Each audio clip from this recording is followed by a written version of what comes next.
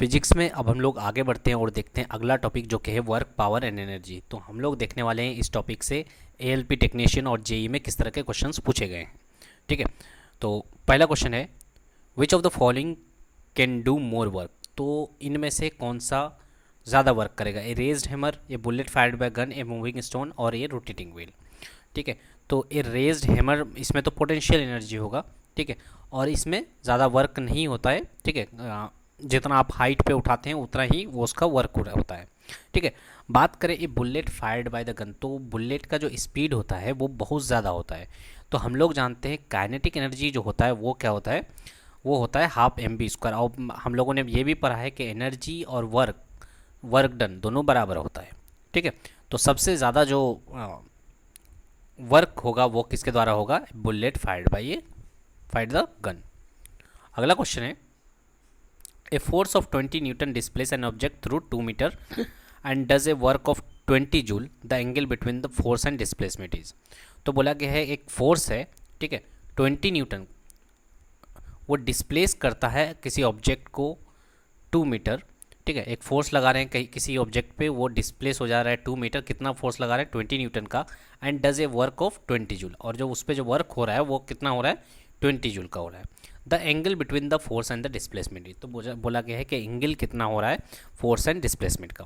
तो हम लोग को पहले यहाँ जानना पड़ेगा कि आखिर एंगल निकालते कैसे हैं। ठीक है, तो उसके लिए एक फॉर्मूला है कि वर्क डन क्या होता है, F dot S cos theta होता है।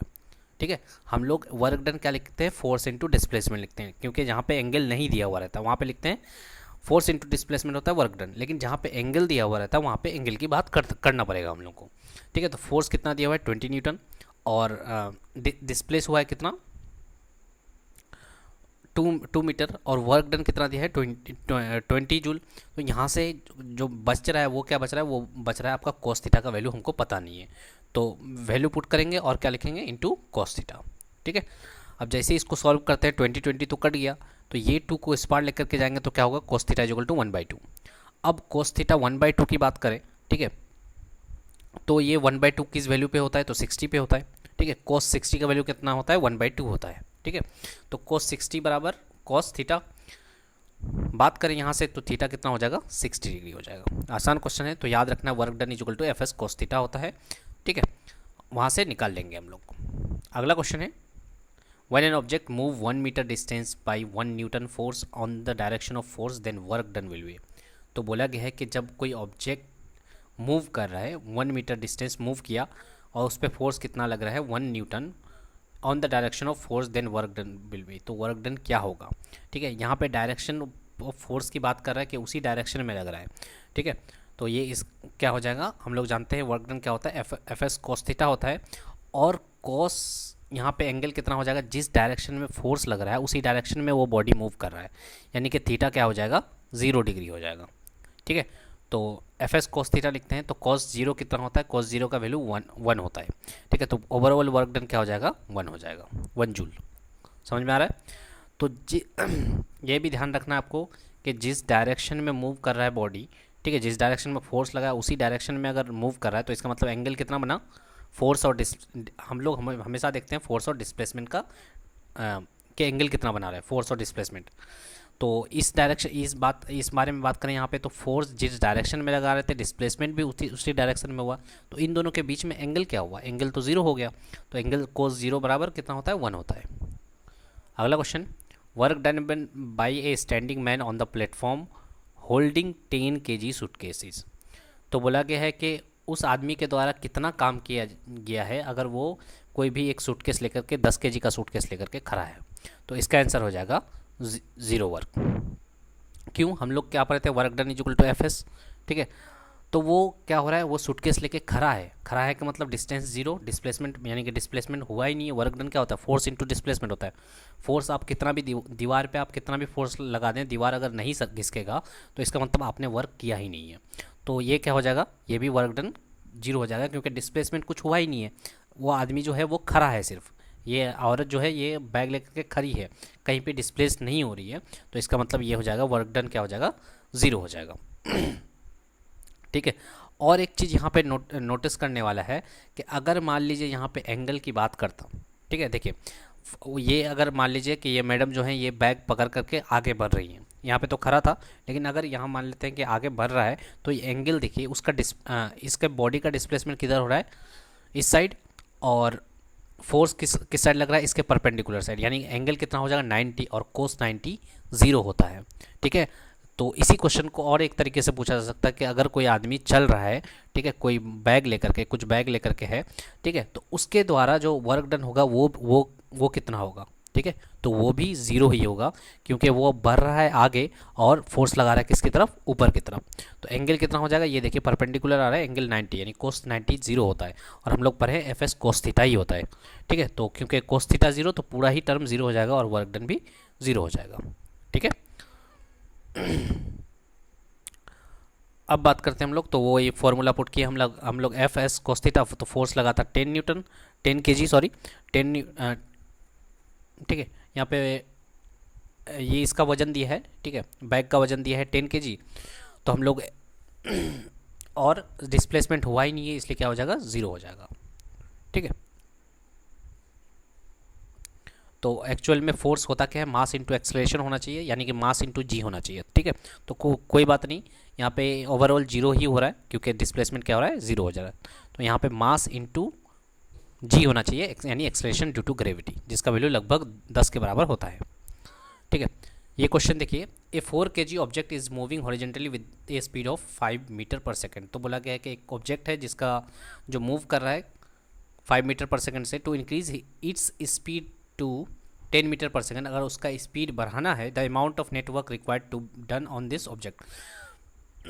तो बोला गया है कि अगर उसका स्पीड बढ़ाना है 5 से 10 मीटर करवाना है, 10 मीटर पर सेकेंड करवाना है, ठीक है, तो आपको कितना वर्क करना पड़ेगा।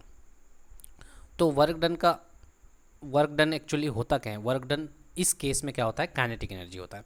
वर्क डन एक्चुअली होता क्या है, एनर्जी के बराबर होता है, लेकिन यहाँ पे तो पोटेंशियल एनर्जी है नहीं, पोटेंशियल एनर्जी की बात नहीं कर रहा है, तो क्या होगा, काइनेटिक एनर्जी ही होगा। ठीक है, याद रखिए एनर्जी जो होता है वो क्या होता है, kinetic energy plus potential energy की बात करते हैं हम लोग, लेकिन यहाँ पे क्या है, पोटेंशियल एनर्जी 0 है, तो काइनेटिक एनर्जी होगा। ठीक है, तो उस केस में देखिएगा, तो काइनेटिक एनर्जी क्या होता है, हाफ mv² होता है। ठीक है, लेकिन हम लोग को वेलोसिटी चेंज करवाना है, यानी कि वेलोसिटी क्या होगा, हाफ काइनेटिक एनर्जी क्या हो जाएगा, हाफ mv2 का स्क्वायर माइनस v1 का स्क्वायर हो जाएगा। ठीक है, बाकी मास तो सेम ही है, अगर मास भी चेंजेस हो रहा होता तो अलग बात, वो केस अलग हो जाता फिर।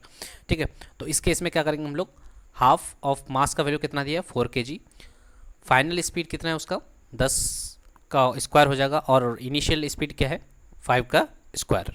ठीक है, तो यहाँ से जो रिजल्ट आ रहा है वो आ रहा है आपको 150 जूल काम करना पड़ेगा अगर इसका स्पीड बढ़ाना है तो। ठीक है, समझ में आया। तो वर्क डन याद रखना है, वर्क डन एनर्जी के बराबर होता है, अगर पोटेंशियल एनर्जी दिया हुआ रहता तो पोटेंशियल एनर्जी के बराबर होता, काइनेटिक एनर्जी अगर वेलोसिटी की बात कर रहे हैं तो काइनेटिक एनर्जी के बराबर होगा। अगला क्वेश्चन है, a ball weighing 0.1 kilogram is dropped from a stationary position when it falls from a distance of 2 metre, then what will be the work done by the force of gravity. तो बोला गया है कि एक ball है जिसका wait दिया हुआ है, ड्रॉप किया गया है स्टेशनरी पोजीशन से। ठीक है, when it falls from a distance भी दिया गया है 2 metre, then what will be the work done by the force of gravity. तो वर्क डन कितना हुआ है फोर्स ऑफ ग्रेविटी के द्वारा, तो ये देखिए ये स्टेशनरी पोजीशन पे है, तो यहाँ पे जो एनर्जी यानी वर्क डन होगा, work done is equal to energy, वो किसके बराबर होगा, एनर्जी जो होगा वो होगा पोटेंशियल एनर्जी के बराबर। ठीक है, या वर्क डन बाय ग्रेविटी बोलिए, वो क्या होगा, पोटेंशियल एनर्जी के बराबर होगा। ठीक है, क्योंकि हाइट से गिराया जा रहा है और वो बॉडी ये क्या है, स्टेशनरी है। ठीक है, तो यहाँ पे वेट दिया हुआ है 0.1 kg, और तो वर्क डन पोटेंशियल एनर्जी का जो फॉर्मूला होता है वो होता है mgh, यानी मास होता है, उसके बाद एक्सेलरेशन ड्यू टू ग्रेविटी होता है, और हाइट होता है। ठीक है, तो हाइट 2 मीटर दिया हुआ है, जी का वैल्यू लगभग हम लोग 10 मान लेते हैं या फिर 9.8 मानते हैं। ठीक है, और एम का वैल्यू कितना दिया हुआ है, 0.1 kg दिया हुआ है। ठीक है, तो 0.1 kg लगाएंगे, उसके बाद जी का वैल्यू 9.8, और एच का वैल्यू कितना दिया है, हाइट कितना दिया है, 2 मीटर दिया है। ठीक है, तो यहाँ से निकल जाएगा इसका वैल्यू 1.96 जूल। और एक चीज़ याद रखिएगा, यहाँ पे देखिए एक चीज़ प्लस में दिया है और माइनस में भी दिया है। ठीक है, तो प्लस माइनस का ये फिर क्या फंडा है, तो इसका फंडा ये है कि अगर बॉल ऊपर से गिर रहा है, ठीक है, तो एक्सेलरेशन ड्यू टू जो ग्रेविटी होता है वो क्या माना जाता है, वो पॉजिटिव माना जाता है। ठीक है। लेकिन आप अगर बॉल को ऊपर की ओर फेंक रहे हैं तो उस टाइम क्या करना, उस टाइम जो एक्सेलरेशन ड्यू टू ग्रेविटी यानी जी का जो वैल्यू होता है वो नेगेटिव में आता है। तो अभी के केस में क्या था, बॉल गिर रहा था जिसकी वजह से क्या होगा, जी का वैल्यू पॉजिटिव लेंगे, लेकिन बॉल को अगर ऊपर फेंकते हैं तो जी का वैल्यू क्या लेते हैं हम लोग, नेगेटिव लेते हैं। वही चीज़ लिखा गया है, g will be positive if the object is stationary और मूविंग डाउनवर्ड। तो अगर कोई बॉडी स्टेशनरी है या मूविंग डाउनवर्ड जा रहा है तो जी का वैल्यू क्या लेते हैं, पॉजिटिव लेते हैं। अगर लेकिन जी नेगेटिव कब लेते हैं, जब बॉल को ऊपर ऊपर की ओर फेंक रहे होते हैं। ठीक है। तो यहाँ पे बहुतों का आंसर गलत आ सकता है, 1+1.96 देख करके सिर्फ मार देते हैं, लेकिन होगा क्या किसी केस में अगर बॉल नीचे से ऊपर की ओर फेंक रहे हैं तब तो फिर ये गलत हो जाता। ठीक है। तो ये भी ध्यान रखना है आपको कि नीचे बॉल को किस साइड से किस तरफ फेंक रहे हैं। अगला क्वेश्चन है, when the force exerted of an object on an object then the work done will be zero if it has displacement. बोला गया है कि किसी बॉडी पे आप फोर्स लगा रहे हैं, किसी ऑब्जेक्ट पे फोर्स लगा रहे हैं, लेकिन वर्क डन जीरो हो रहा है। ठीक है, फोर्स तो लग रहा है लेकिन वर्क डन जीरो हो रहा है। अगर डिस्प्लेसमेंट क्या है, नेगेटिव है, पॉजिटिव है, न्यूट्रल है या फिर ज़ीरो है, तो इसका आंसर क्या हो जाएगा, ज़ीरो हो जाएगा। क्यों ऐसा, क्योंकि हम लोग जानते हैं वर्क डन जो होता है वो फोर्स इंटू डिस्प्लेसमेंट होता है। ठीक है, तो फोर्स तो कुछ ना कुछ लग रहा है। ठीक है, मान लेते हैं 10 न्यूटन लग रहा है, तो डिस्प्लेसमेंट क्या बोल रहा है, वर्क डन क्या हो रहा है, जीरो। तो वर्क डन तभी जीरो हो सकता है जब डिस्प्लेसमेंट जीरो होगा। तो कोई दोनों में से एक जीरो होगा तो क्या हो जाएगा, वर्क डन जीरो हो जाएगा। तो हम लोग को पता है कि फोर्स तो लगा रहे हैं, कुछ ना कुछ फोर्स लगा रहे हैं, लेकिन डिस्प्लेसमेंट का नहीं पता है, तो डिस्प्लेसमेंट क्या हो जाएगा, जीरो हो जाएगा, तभी वर्क डन जीरो होगा। A boy raises a box with a height of weight of 120 newton through a height of 2 meter, the work done by the boy is. तो यहाँ पे क्या बोला है कि एक आदमी है, ठीक है, एक एक लड़का है, वो क्या कर रहा है, बॉल को एक बॉक्स को उठा रहा है ऊपर। कितना फोर्स लग रहा है उसका, 120 न्यूटन। वेट लिखा है यानी कि mg का वैल्यू दिया है 120 newton, through a height of 2 meter. तो और उसको काम कितना करना पड़ रहा है, 2 मीटर काम करना पड़ रहा है। The work done by the boy is, तो work done by the boy कितना होगा। ठीक है, यहाँ पे अगर नेगेटिव में भी ऑप्शन रहता तो आप फंस सकते थे, क्योंकि बॉल वो क्या कर रहा है, वेट को उठा रहा है। वेट को उठा रहा है मतलब जी का वैल्यू क्या होना चाहिए, नेगेटिव होना चाहिए था, है ना। तो इस सब केस में ध्यान देना है आपको। तो वर्क डन क्या होता है, mgh होता है। mg का वैल्यू आपको 120 दिया हुआ है। ठीक है, और इसका हाइट कितना दिया है, 2 मीटर दिया हुआ है, तो इसका आंसर क्या हो जाएगा, 240 जूल उसको करना पड़ेगा, वर्क डन करना पड़ेगा उस बॉक्स को उठाने के लिए। Capacity of doing work is known as, capacity of doing work को क्या बोला जाता है, तो इसका आंसर हो जाएगा एनर्जी बोला जाता है। ठीक है, काम करने की जो क्षमता होती है उसको एनर्जी बोला जाता है। अगला क्वेश्चन है, तो और एक चीज़ याद रखिएगा कि वर्क और एनर्जी जो है सेम चीज़ है। ठीक है, यूनिट सेम होता है, बोथ आर स्केलर क्वांटिटी, और पहले भी डिस्कस कर चुके हैं हम लोग कि इस डायमेंशनल फार्मूला क्या होता है, ml2 t-2 दोनों का ही होता है। ठीक है, अगला क्वेश्चन है, if an object is rotated in a circular path what will be the work done on it in one rotation. तो बोला गया है कि कोई ऑब्जेक्ट है सर्कुलर पाथ में मूव कर रहा है, तो उसका वर्क डन एक रोटेशन कंप्लीट करने में उसको कितना वर्क डन किया होगा, ये ज़ीरो होगा या फिर कैन नॉट डिटरमाइन होगा, या पॉजिटिव होगा या नेगेटिव होगा। तो होगा क्या, ये ज़ीरो होगा। क्यों ज़ीरो होगा, क्योंकि जब हम लोग सर्कुलर पाथ में मूव करते हैं तो वो डिस्प्लेसमेंट ज़ीरो होता है, और हम लोग वर्क डन होता क्या है एक्चुअली में, फोर्स इंटू डिस्प्लेसमेंट होता है। तो डिस्प्लेसमेंट जहाँ जीरो तो वर्क डन भी क्या हो जाएगा, ज़ीरो हो जाएगा। तो कंप्लीट रोटेशन सर्कुलर पाथ में डिस्प्लेसमेंट जीरो होने की वजह से हमारा जो वर्क डन है वो भी ज़ीरो हो रहा है। ठीक है, अगला सुनिए, a person picks up 25 kg of weight from the ground and put it 2.5 metre above from the ground on his head, if g is 10 metre per second then work done by the person is. तो work done का फिर से पूछा है। ठीक है, कितना KG wait है, 25 kg, कितना डिस्टेंस कवर किया है, मैंने हाइट पे उठाया है 2.5 मीटर पे। ठीक है, तो इसका आंसर भी क्या हो जाएगा, यहाँ पे सिर्फ वही वाला फार्मूला यूज़ करना है, mgh वाला। ठीक है, तो वर्क डन क्या हो जाएगा, ये देखिए वेट दिया हुआ है, मास दिया हुआ है, जी का वैल्यू 10 अप्रॉक्स लेने के लिए बोला है, और हाइट दिया है 2.5, तो यहाँ से निकल जाएगा 625 जूल। ठीक है, तो इस तरह के क्वेश्चन बहुत बार आए हैं। ठीक है, इसी तरह के सेम क्वेश्चन बहुत बार आए हैं। ठीक है, ये वाला क्वेश्चन देख लीजिए फिर से। ठीक है, ये 20/8/2018 में पूछा गया था, थर्ड शिफ्ट में। ये पूछा गया है 8/2018 में, थर्ड शिफ्ट में, ठीक है। इसका सिर्फ वैल्यू सब अलग दिया गया, उसी शिफ्ट में पूछा गया। An object of 5 kg is raise to a height of 2 meter. यहाँ पे पूछा गया है कि मास दिया हुआ है 5 kg और हाइट कितना 2 metre. In this process how much work was done, तो कितना वर्क करना पड़ा। जी का वैल्यू यहाँ पे 10 नहीं 9.8 लेने के लिए बोला है। पीछे वाले क्वेश्चन में 10 था जी का वैल्यू, यहाँ पे बोला है 9 पॉइंट, माने एक ही शिफ्ट में दो क्वेश्चन वर्क डन से, ठीक है, सेम क्वेश्चन। तो ये क्या हो जाएगा, फिर से वही वाला लगाएंगे, MGH लगाएंगे, ठीक है। यहाँ पे 9.8 लेंगे जी का वैल्यू, गलती से भी 10 नहीं लीजिएगा, ठीक है। तो इसका आंसर क्या हो जाएगा 98 जूल आ जाएगा, ठीक है। सेम क्वेश्चन आ रहे हैं, ठीक है। An object of 5 kg is raise to a height of 4 metre, तो 5 kg वेट है, उसको 4 मीटर तक उठाना है, वर्क डन पूछा है, ठीक है। अब देखिए यहाँ पे एक चीज़ देखिए, what will be the value of work done due to the force of gravity on the object. तो वर्क डन कितना करना पड़ रहा है, force of gravity on the object, ठीक है। तो यहाँ पे देखिए नेगेटिव में भी ऑप्शंस हैं, ठीक है। तो इसका आंसर ये कंफर्म हो जाइए कि अगर उठा रहा है कोई सामान तो क्या होगा, नेगेटिव में ही आंसर आएगा, क्योंकि जी का वैल्यू क्या हो जाता है, नीचे आ रहा है तो जी का वैल्यू नेगेटिव होता है, और ऊपर जा रहा है तो जी का वैल्यू, सॉरी, नीचे आ रहा है तो जी का वैल्यू पॉजिटिव होता है, ऊपर जा रहा है तो नेगेटिव होगा, क्योंकि ऊपर में ज़बरदस्ती का फेंक रहे हैं, जी तो अपने आप नीचे की ओर खींच रहा है, ठीक है। तो इसका वैल्यू क्या हो जाएगा, वर्क डन क्या होता है, MGH होता है, ठीक है। और ये चीज़ बताने की ज़रूरत नहीं है कि वर्क डन एक्चुअली में है क्या, एनर्जी है, और यहाँ पे कौन सा एनर्जी है, पोटेंशियल एनर्जी। पोटेंशियल एनर्जी को किससे दर्शाते हैं, MGH से दर्शाते हैं, ठीक है। तो यहाँ पे इसका वैल्यू कितना है, मास दिया है 5 kg, जी का वैल्यू -10 होगा, बता चुके हैं, क्योंकि उसको अपवर्ड उठा रहे हैं, और हाइट कितना है 4 मीटर। तो इसका आंसर क्या हो जाएगा आपका 200 जूल आ जाएगा। अगले क्वेश्चन की तरफ बढ़ते हैं। An object of 20 kg is raised through a height of 2 metre. फिर से वही क्वेश्चन है कि 20 मीटर हाइट में उठा रहे हैं, what will be the work done. तो यहाँ पे ऑप्शंस में देखिएगा कोई भी नेगेटिव में नहीं है, तो कोई भी नेगेटिव में नहीं है तो आपको क्या करना है, जी का वैल्यू पॉजिटिव में ही लेना है, ठीक है। अगर ऑप्शंस नेगेटिव में होता तो हम लोग को सोचना रहता। तो फिर से वही वाला लगाएंगे, क्या क्या हो जाएगा, ठीक है। एम दिया हुआ है, जी का वैल्यू 9.8 ले लेंगे, या फिर 10 ही ले लीजिए, और ये हाइट दिया हुआ है 2, तो MGH वाला फिर से फॉर्मूला लगाएंगे, ये वाला आंसर आ जाएगा आपका 400। Formula of power, power actually होता क्या है, ठीक है।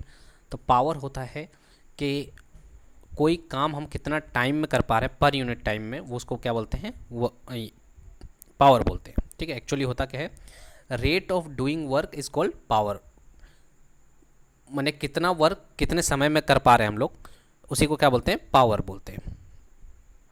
तो SI यूनिट क्या होता है, SI यूनिट वॉट होता है, और क्या लिख सकते हैं इसको, क्योंकि एनर्जी वर्क, ये एनर्जी या वर्क का जो यूनिट होता है वो जूल होता है, और टाइम का तो सेकंड होता है, तो जूल पर सेकंड भी इसको लिख सकते हैं हम लोग, ठीक है। तो पावर क्या होता है, work done in unit time is called power, या rate of doing work is called power. तो याद रखना है, power is equal to work upon time होता है।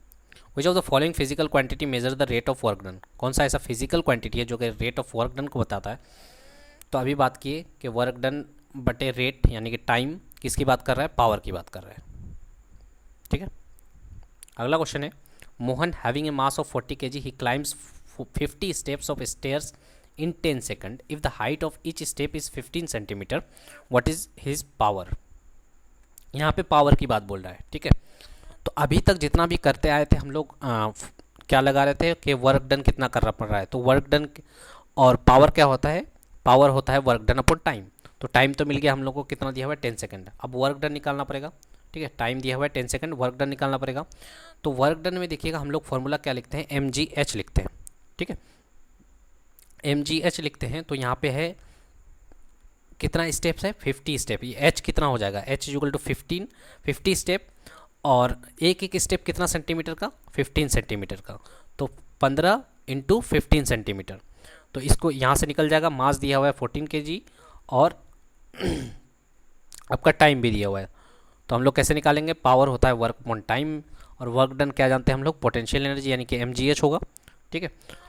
और इस केस में यहाँ पे मास 40 kg दिया हुआ है, H कितना होगा, 50 स्टेप्स है, और हर एक स्टेप 15 सेंटीमीटर का, यानी कि 0.15 मीटर का, क्योंकि SI यूनिट में क्या होता है, मीटर होता है, इसलिए हम लोग जब इसको कन्वर्ट करेंगे तो क्या होगा, 0.15 मीटर होगा।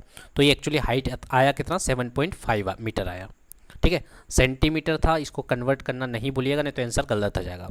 ठीक है, और टाइम कितना दिया हुआ है 10 सेकेंड। तो फॉर्मूला क्या लिखेंगे पावर का हो जाएगा, पहले वर्क डन की ही बात करते हैं, तो वर्क डन क्या हो जाएगा mgh, यानी कि 40 इंटू 10 इंटू 7.5। तो यहाँ से निकालेंगे तो क्या हो जाएगा, वर्क डन हो जाएगा आपका 3000 जूल। ठीक है, वर्क डन आ गया। अब बात करें हम लोग किस चीज़ की हम लोग बात कर रहे हैं, यहाँ पे वर्क डन तो पूछा नहीं है, पावर की बात कर रहे हैं, तो डिवाइडेड बाय टाइम से अगर डिवाइड कर देंगे तो क्या हो जाएगा, पावर निकल जाएगा हमारा। ठीक है, और यूनिट क्या लिखना है, जूल पर सेकंड या फिर वाट, तो आंसर हो जाएगा 300। अगला क्वेश्चन है, if a boy covers a distance of 20 metre with 600 newton force in 4 minute, then the amount of power consumed by the boy is.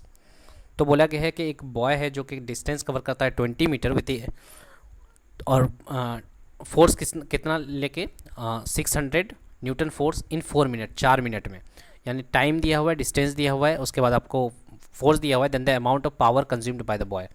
तो पावर कितना कंज्यूम किया जा रहा है उस बॉय के द्वारा, ये बताना है।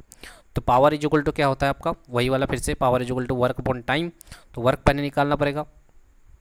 ठीक है, तो वही वर्क डन के लिए क्या होगा, और बात करें हम लोग वर्क डन क्या होता है, फोर्स इंटू डिस्प्लेसमेंट होता है, हो जाएगा। ठीक है, अब बात करते हैं फोर्स कितना लग रहा था 600 न्यूटन, और ये जा रहा था 4 मीटर। ठीक है, फोर्स 600, डिस्प्लेसमेंट कितना हुआ 20 मीटर, और कितने मिनट में, 4 मिनट में। हम लोग क्या जानते हैं कि एसआई यूनिट तो मिनट होता नहीं है, क्या होता है, सेकंड होता है, तो उसको बदलना पड़ेगा, इसको बदलना पड़ेगा, तो बदल जाएगा ये, उसके बाद ये हो जाएगा कट पिट जाएगा, कैसे 60 और 600, तो यहाँ पे बचेगा 10 और 20, तो ये हो जाएगा 200 डिवाइडेड बटे 4, यानी कि 50 आएगा। ठीक है, तो ये आ जाएगा 50 वोल्ट। ठीक है, तो यहाँ पे mgh वाला फॉर्मूला नहीं लगाइएगा गलती से, क्यों, क्योंकि ये डिस्टेंस ट्रेवल कर रहा है, ये कर रहा है, ऐसा नहीं कि कहीं हाइट पे है ये, तो वो वाला फॉर्मूला लगाएंगे। ठीक है, अभी तो यहाँ पे किस चीज़ की बात कर रहा है, ये डिस्टेंस ट्रेवल कर रहा है, तो ये वाला फॉर्मूला लगाएंगे, फोर्स इंटू डिस्प्लेसमेंट बटे टाइम वाला। ठीक है, अगला क्वेश्चन है, which of the following is the correct electric powers formula. तो कौन सा है जो कि इलेक्ट्रिक फॉर्मूला है। ठीक है, तो इसका चारों ऑप्शन सही है। कैसे चारों ऑप्शन सही है, हम लोग पढ़े हैं P इक्वल टू वी आई। ठीक है, P क्या होता है, पावर होता है, V stand for potential difference और I स्टैंड फॉर करंट, तो power is equal to V I होता है। और ओम्स लॉ कह के गए थे, क्या ओम्स लॉ बोले थे कि V is equal to I R होता है, यानी कि करंट और रेजिस्टेंस होता है। ठीक है, करंट और रेजिस्टेंस होता है, इसी को अगर घुमा के लिखें तो क्या लिख सकते हैं, I is equal to V upon R लिख सकते हैं। तो V is equal to I R आ गया और I is equal to V upon R आ गया, और हम लोग क्या जानते हैं, पावर इज इक्वल टू होता है V इंटू आई। ठीक है, तो यहाँ से क्या लिख सकते हैं, पावर इज इक्वल टू, अगर हम लोग V के जगह पे क्या पुट करें, ठीक है, V is equal to I R लिख चुके हैं, तो यहाँ पे जो power is equal to V I है, V की जगह क्या लिख सकते हैं, आई आर लिख सकते हैं, इंटू आई लिख सकते हैं। या फिर अगर इस केस में हम लोग लिखते हैं ऐसे, आई की जगह पुट करें, power is equal to V I है, तो V की जगह तो V लिख दिए, आई की जगह पे क्या लिखे, V अपॉन आर लिखे यहाँ से। ठीक है, तो ये क्या आ जाएगा, आई स्क्वायर आर आएगा, यानी कि ये वाला ऑप्शन आई स्क्वायर आर, और एक ऑप्शन क्या आ रहा है, V upon V square upon R आ रहा है। ठीक है, तो ये वाला ऑप्शन भी आ गया, और ये तो power is equal to V I जानते ही थे। ठीक है, तो तीनों ऑप्शन सही है, आपको याद रखना है, power is equal to V I और I is equal to sorry V is equal to I R होता है ओम्स लॉ के अकॉर्डिंग। तो यहाँ से आप ड्राइव भी कर सकते हैं अगर नहीं याद रहता है तो। ठीक है, अगला क्वेश्चन है, when A compressed spring is release it changes the potential energy into. तो जब कंप्रेस्ड स्प्रिंग को रिलीज़ करते हैं, यानी कि किसी स्प्रिंग को दबा करके रखें और उसको फिर से क्या कर रहे हैं, रिलीज़ करते हैं, तो पोटेंशियल एनर्जी किस में बदलता है, तो इसका आंसर हो जाएगा काइनेटिक एनर्जी में। क्यों ऐसा होता है, क्योंकि उसमें क्या आ जाता है, उसमें एक मोशन आ जाता है, उसमें एक वेलोसिटी आ जाता है, और हम लोग जानते हैं जहाँ पे वेलोसिटी होगा वहाँ पे कौन सा एनर्जी, काइनेटिक एनर्जी होगा। अगला क्वेश्चन है, the kinetic energy of a moving object depends on. तो काइनेटिक एनर्जी जो मूविंग ऑब्जेक्ट्स का होता है, ठीक है, तो ये भी याद रखिए कि काइनेटिक एनर्जी जो होता है वो मूविंग ऑब्जेक्ट्स का होता है, और पोटेंशियल एनर्जी जो होता है वो होता है किसी के पोजीशन की वजह से। ठीक है, तो काइनेटिक एनर्जी मूविंग ऑब्जेक्ट का होता है, वो किस पे डिपेंड करता है, तो इसका आंसर हो जाएगा मास इंटू वेलोसिटी। क्यों? क्योंकि हम लोग जानते हैं kinetic energy is equal to क्या होता है, हाफ एम बी स्क्वायर होता है। यहाँ पे एम क्या है, मास है, और वेलोसिटी क्या है, वी क्या है, वेलोसिटी है। तो काइनेटिक एनर्जी किस पे डिपेंड कर रहा है, मास इंटू वेलोसिटी पे, यानी कि डी नंबर ऑप्शन सही होगा। ठीक है, तो ये भी याद रखना है कि kinetic energy directly proportional to m है, लेकिन डायरेक्टली प्रोपोर्शनल है टू वी स्क्वायर। याद रखना है ये कि अगर वी अगर 2 गुना होगा तो काइनेटिक एनर्जी 4 गुना हो जाएगा, क्योंकि स्क्वायर के टर्म में है। ठीक है, अगला क्वेश्चन है, in in a hydro power what is the energy that is converted into electrical energy. तो हाइड्रो पावर में जो होता है वहाँ पे कौन सा एनर्जी कन्वर्ट होता है इलेक्ट्रिकल एनर्जी में, तो इसका आंसर क्या हो जाएगा, काइनेटिक एनर्जी।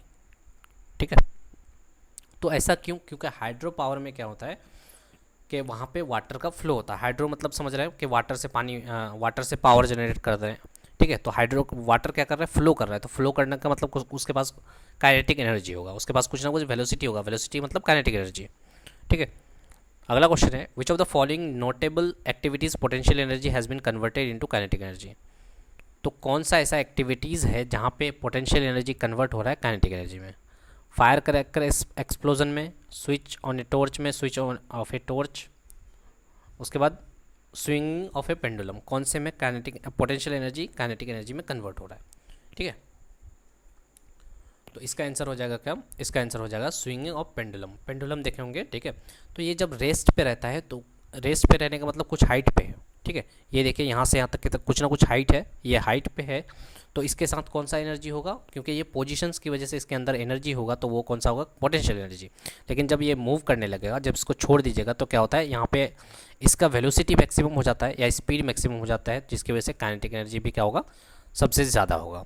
ठीक है, तो स्विंगिंग ऑफ पेंडुलम में पोटेंशियल एनर्जी किस में बदलता है, काइनेटिक एनर्जी में बदलता है। ठीक है, तो यहाँ पे वही चीज़ लिखा है कि at a position the pendulum form is not moving, move नहीं कर रहा है, it has energy because of its height. तो उसमें जो एनर्जी होगा उस वक्त किसकी वजह से होगा, हाइट की वजह से होगा, और उसी को क्या बोलते हैं, पोटेंशियल एनर्जी या फिर ग्रेविटेशनल पोटेंशियल एनर्जी बोलेंगे। लेकिन जब वो स्विंग करने लगेगा, वो किस में बदल जाएगा, उसका एनर्जी बदल जाएगा काइनेटिक एनर्जी में। ठीक है, if the momentum of an object is tripled it's kinetic energy. तो ये बहुत ज़्यादा इंपॉर्टेंट है, मोमेंटम और काइनेटिक एनर्जी का रिलेशन बहुत बार पूछा गया है। ठीक है, तो बोल रहा है कि मोमेंटम अगर ट्रिपल्ड कर दे तो काइनेटिक एनर्जी में क्या चेंजेस आएगा। तो पहले जानना पड़ेगा एक्चुअली मोमेंटम और काइनेटिक एनर्जी का रिलेशन क्या है। ठीक है, तो होता क्या, हम लोग ये आंसर है 9 टाइम्स। ठीक है, होगा कैसे ये देखते हैं। मोमेंटम होता है मास इंटू वेलोसिटी, याद रखना है, मोमेंटम होता है मास इंटू वेलोसिटी, और काइनेटिक एनर्जी होता है हाफ एम वी स्क्वायर, यानी कि मास इंटू वेलोसिटी का स्क्वायर, और हाफ तो था ही। ठीक है, तो यहाँ पे अगर काइनेटिक एनर्जी को चेंज करना चाहे तो हम लोग क्या लगा सकते हैं, हाफ एम स्क्वायर अगर कर दें और वी स्क्वायर कर दें, तो एम स्क्वायर तो अपने मन से कर रहे हैं, था तो एम से डिवाइड करना पड़ेगा हमको इक्वल टू करने के लिए। ठीक है, समझ में आ रहा है, यानी ऊपर नीचे एम से मल्टीप्लाई कर दिए। ठीक है, तो ये देखिए हाफ ऑफ एम बी का मतलब क्या होता है, मोमेंटम, तो ये लिख सकते हैं हाफ ऑफ पी स्क्वायर बटे एम। ठीक है, तो काइनेटिक एनर्जी का रिलेशन जो आया वो आया हाफ ऑफ पी स्क्वायर बटे एम, यानी कि kinetic energy is equal to half of momentum का स्क्वायर बटे मास। ठीक है, तो इसलिए क्या हो जाएगा, मोमेंटम अगर डबल हो जाए, सॉरी मोमेंटम अगर ट्रिपल हो जाए मतलब पी का वैल्यू ट्रिपल, तो ट्रिपल का स्क्वायर ओवरऑल काइनेटिक एनर्जी क्या हो जाएगा, 9 टाइम्स हो जाएगा। तो याद रखना है, अगर मोमेंटम डबल हो जाए तो काइनेटिक एनर्जी क्या हो जाएगा, 4 गुना हो जाएगा। मोमेंटम 3 गुना हो जाए तो ये 9 गुना हो जाएगा। ठीक है, और ये रिलेशन भी याद रखना है आपको, ये वाले रिलेशन। ठीक है, kinetic energy is equal to half m v squared याद रखते थे, अब यहाँ लिखिएगा kinetic energy is equal to half p squared बटे एम। ठीक है, what does the raised hammer, ये वाला क्वेश्चन देखिए 2 बार आ गया है। ठीक है, तो रेज्ड हैमर के पास क्या होता है, तो वो ये होता है आपका पोटेंशियल एनर्जी। क्यों पोटेंशियल एनर्जी होता है, जब हम लोग हैमर को उठाते हैं तो वो कुछ ना कुछ हाइट पे होता है। ठीक है, कुछ हाइट पे होता है, जिसकी वजह से उसमें कौन सा एनर्जी मिलेगा हमको, पोटेंशियल एनर्जी मिलेगा। ठीक है, if the velocity of an object become twice, अगर किसी ऑब्जेक्ट का वेलोसिटी ट्वाइस हो जाता है of its initial velocity, initial velocity को v मान लेते हैं और इसको जो नया वेलोसिटी है फाइनल वेलोसिटी वो ट्वाइस है 2v है, then its kinetic energy becomes n times, kinetic energy क्या हो जा रहा है n टाइम्स हो जा रहा है of its initial kinetic energy, ठीक है। Then what will would be the value of n का वैल्यू पूछा है। तो हम लोगों को क्या बोला है कि पहले जो ये था वेलोसिटी था वो होता था v, लेकिन अब क्या हुआ है फाइनल वेलोसिटी क्या हो गया है 2v हो गया है, तो काइनेटिक एनर्जी n टाइम्स हो जा रहा है। एक्चुअली काइनेटिक एनर्जी होगा कितना 4 टाइम्स होगा। क्यों ऐसा? क्योंकि काइनेटिक एनर्जी होता क्या है हाफ mv² होता है। अब वेलोसिटी दुगना हो जा रहा है, वेलोसिटी दुगना का मतलब क्या होगा दुगना का स्क्वायर, यानी काइनेटिक एनर्जी में कितना हो जाएगा, काइनेटिक एनर्जी 4 गुना हो जाएगा, ठीक है। तो काइनेटिक एनर्जी कितना हो जाएगा 4 गुना हो जाएगा, इसलिए क्योंकि यहाँ पे v का स्क्वायर है, अगर v को 2 गुना करेंगे तो v का स्क्वायर कितना हो जाएगा टोटल 4 हो जाएगा, ठीक है, जिस तरह से मोमेंटम में हो रहा था। What type of energy is there in stretch rubber band, stretch करके एक रबर बैंड को स्ट्रेच किए तो उसमें कौन सा एनर्जी होगा, तो उसमें भी कौन सा होगा पोटेंशियल एनर्जी होगा, क्योंकि बॉडी क्या है इलास्टिक है इसलिए इलास्टिक पोटेंशियल एनर्जी, ठीक है। केमिकल तो होगा नहीं, क्योंकि केमिकल किस में होता है जो केमिकल रिएक्शंस होते हैं उनमें केमिकल एनर्जी होता है, ठीक है।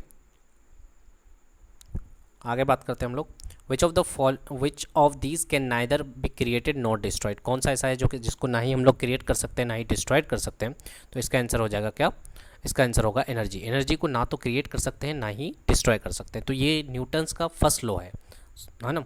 तो ये पूछा जाता है कि न्यूटन्स का फर्स्ट लॉ क्या कहा था, तो ये कहा था सॉरी थर्मोडायनेमिक्स का फर्स्ट लॉ है, ठीक है, गलती बोल दी हम। थर्मोडायनेमिक्स का फर्स्ट लॉ है, वो कहा गया था कि एनर्जी को ना तो हम लोग क्रिएट कर सकते हैं और ना ही डिस्ट्रॉय कर सकते हैं, ठीक है। ये है थर्मोडायनेमिक्स का फर्स्ट लॉ। इसी का फॉर्मूला क्या हो, इसी को क्या बोलते हैं the change in internal energy of a system, यानी इंटरनल एनर्जी का जो सिस्टम है ना, वो क्या होगा, वो इक्वल टू होगा heat added to the system minus work done. ये फर्स्ट लॉ ऑफ थर्मोडायनेमिक्स कहता है कि एनर्जी ना तो हम क्रिएट कर सकते हैं ना ही डिस्ट्रॉय कर सकते हैं, बल्कि उसको किसी और फॉर्म में चेंज कर सकते हैं, ठीक है। इसी को फर्स्ट लॉ ऑफ थर्मोडायनेमिक्स के साथ साथ law of conservation of energy भी बोलते हैं। तो law of conservation of energy क्या कहता है कि एनर्जी को हम लोग बर्बाद नहीं कर सकते हैं, इसी लॉ को क्या बोलते हैं फर्स्ट लॉ ऑफ थर्मोडायनेमिक्स। बाकी जितने भी लॉज हैं जैसे जीरोथ लॉ है, फर्स्ट लॉ है, सेकंड लॉ है, थर्ड लॉ, ये चाहे तो आप पढ़ सकते हैं एक बार में, ठीक है। अगला question, if the kinetic energy of object becomes 256 times that of initial value then the new linear momentum will be. तो अब फिर से ये वाला क्वेश्चन आ गया काइनेटिक एनर्जी और मोमेंटम के रिलेशन पे। तो काइनेटिक एनर्जी बोला है 256 टाइम्स हो जा रहा है इनिशियल वैल्यू के, तो बताइए कि मोमेंटम में क्या चेंजेस आएगा, तो मोमेंटम हो जाएगा 8 गुना। ऐसा क्यों? ठीक है, 8 का 16 गुना हो जाएगा, ठीक है, क्योंकि 16 का ही क्या होता है, 16 का स्क्वायर 256 होता है। तो काइनेटिक एनर्जी जब क्या हो जा रहा है 256 हो जा रहा है, इसका मतलब पोटेंशियल एनर्जी का क्या होगा 16 का स्क्वायर होगा तभी तो 256 आएगा। समझ में आ रहा है? ठीक है, तो याद रखना है ये वाला रिलेशन कि काइनेटिक एनर्जी कितना होता है, हाफ ऑफ मोमेंटम का स्क्वायर बटे एम होता है। ठीक है, तो बोला गया है कि काइनेटिक एनर्जी कितना गुना हो रहा है, 56 टाइम्स हो रहा है, 256 हो रहा है। ठीक है, इसका मतलब पोटेंशियल एनर्जी क्या होगा, 16 होगा तभी तो उसका स्क्वायर होकर के क्या बन जाएगा, वो 256 बनेगा। ठीक है, the energy received by an object by its position and configuration is. तो बोला गया है कि एनर्जी जो होता है रिसीव करेंगे हम लोग किसी भी ऑब्जेक्ट का, ठीक है, या रहेगा उसके पास ड्यू टू इट्स पोजीशन की वजह से, जिसके उसके पास जो एनर्जी रहता है, या कन्फिगरेशन की वजह से उसके पास जो एनर्जी रहता है वो कौन सा होता है, वो होता है पोटेंशियल एनर्जी। ठीक है, ठीक, अगला क्वेश्चन है, when an object of mass m moves with a speed v has kinetic energy a if the velocity is doubled so what will be the kinetic energy.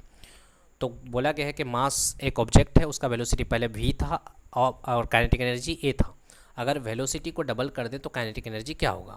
तो ये क्वेश्चन पहले भी कर चुके हैं, काइनेटिक एनर्जी क्या हो जाएगा, 4 गुना हो जाएगा। ठीक है, तो लैंग्वेज अलग अलग आ रहा है लेकिन कंसेप्ट सेम ही है, सब जगह सेम है कि kinetic energy half of m v squared होता है। तो वी अगर टू भी हो जाएगा तो टू बी का मतलब क्या हो जाएगा, टू बी का स्क्वायर हो जाएगा, यानी कि 4 गुना हो जाएगा।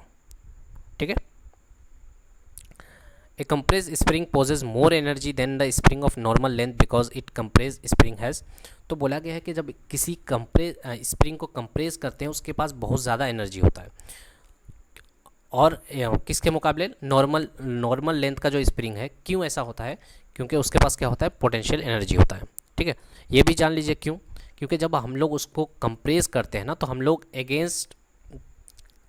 लोग जो काम कर रहे हैं वो कर रहे हैं against the restoring force of the spring, जिसकी वजह से this work is stored as elastic potential energy in the spring. ठीक है, तो द मोर वी स्ट्रेच और compress the spring the more work done by you and more energy is stored. तो जितना ज़्यादा आप उसको कंप्रेस करेंगे आपके ज़्यादा से ज़्यादा वर्क डन होगा, और वही क्या होगा, एनर्जी के फॉर्म में स्टोर्ड हो जाएगा। इसलिए कंप्रेस स्प्रिंग के पास क्या होता है, ज़्यादा एनर्जी होता है। ठीक है, अगला सुनिए। When A bullet is fired from a gun it's potential energy, जब बुलेट को फायर करते हैं गन से तो उसका जो पोटेंशियल एनर्जी होता है वो किस में बदल जाता है, काइनेटिक एनर्जी में। अगला क्वेश्चन, उसमें जाने से पहले ये भी देख लेते हैं। तो when A bullet is fired the chemical energy is in the form of potential energy and converted into kinetic energy. और ये भी याद रखिएगा कि सिर्फ काइनेटिक एनर्जी में नहीं बदलता है, हीट एनर्जी में भी बदलता है। क्योंकि वहाँ देखिएगा बंदूक जो है जो चलाते हैं ना, वहाँ पे क्या होता है, बंदूक गर्म भी हो जाता है। ठीक है, तो पोटेंशियल एनर्जी किस में बदला है, काइनेटिक एनर्जी प्लस आपका काइनेटिक एनर्जी प्लस इसमें आपका हीट में। ठीक है, गोली गर्म भी हो जाता है। और सम ऑफ काइनेटिक एनर्जी और पोटेंशियल जो एनर्जी जो होता है वो होता है मैकेनिकल एनर्जी। याद रखना है आपको।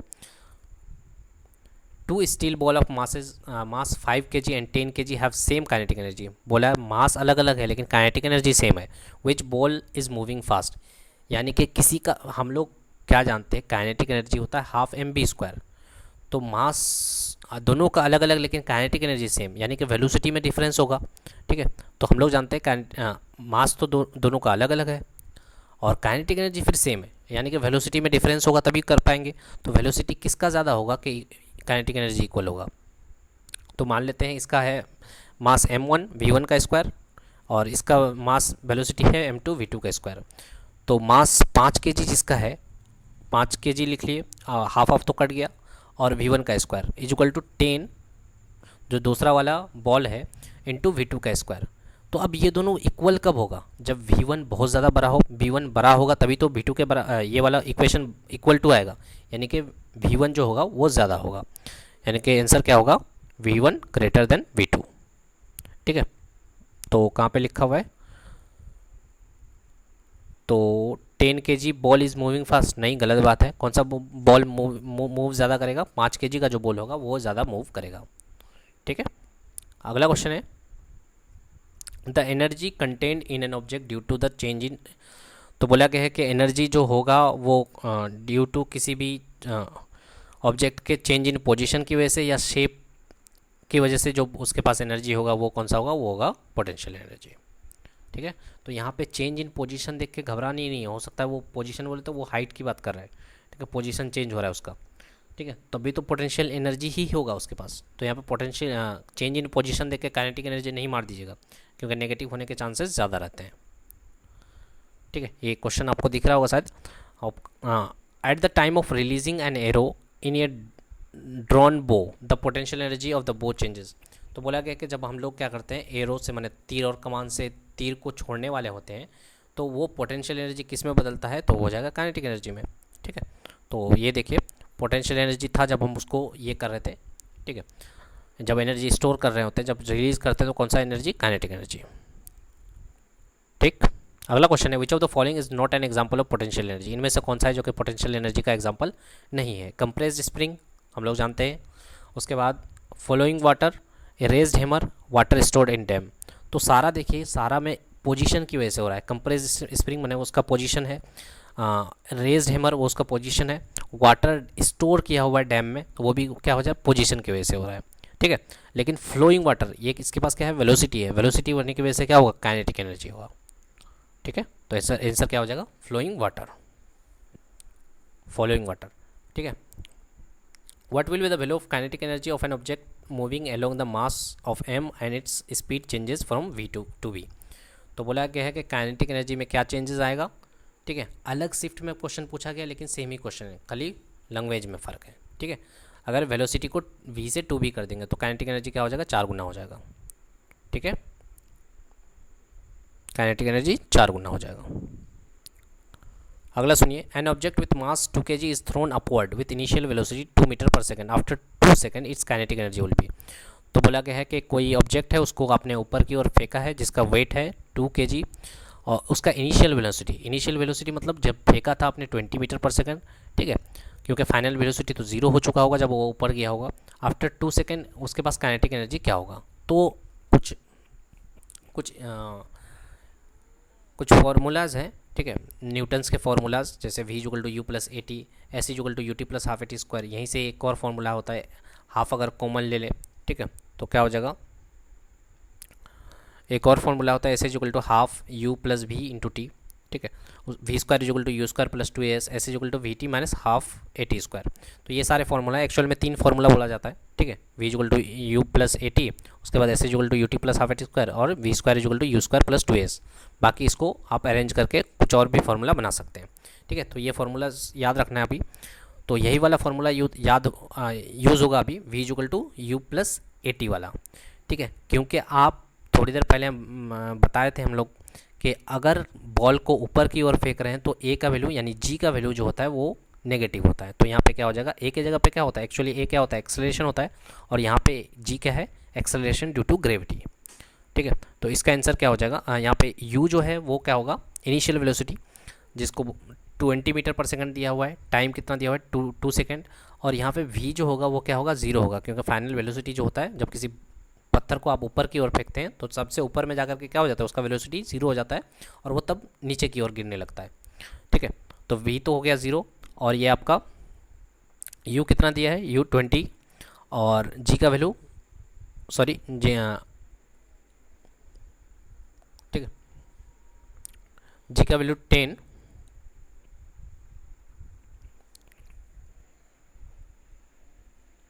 और t का वैल्यू कितना दिया है, 2 सेकेंड। ठीक है, तो यहाँ पे एक्चुअली उल्टा लिख दिए हम। ठीक है, g का वैल्यू 10 और t का वैल्यू 2 सेकेंड। तो ये क्या आएगा, इधर भी 20 इधर भी 20, तो v का वैल्यू क्या आएगा, 0 आ जाएगा।